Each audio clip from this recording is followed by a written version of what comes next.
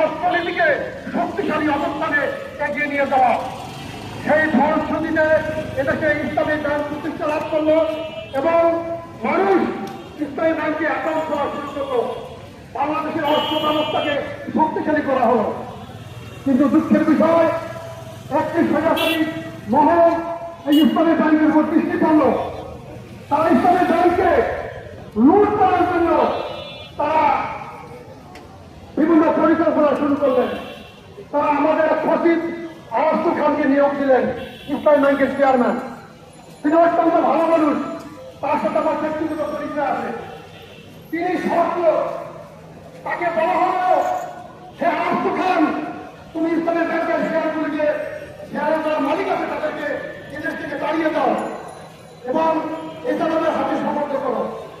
এসালাম সাহেব কড়া বার্তা দিলেন সেই আরশু খানকে, হে আরশু খান সাহেব, আপনি আমাদেরকে শেয়ারগুলি দেন এবং এদেরকে ব্যাংক থেকে তাড়িয়ে দেন।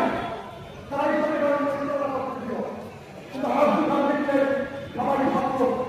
তিনি বললেন, আমার চাইলে পারলে যদি আমি ঢাকায় সব ছাত্র, কাজে আমি এই ছাত্রদেরকে ব্যাংক থেকে বরখাস্ত করতে পারবো না।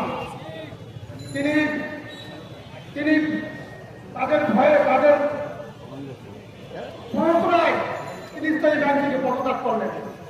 তিনি ইসলামী ব্যাংক থেকে চলে যাওয়ার পরে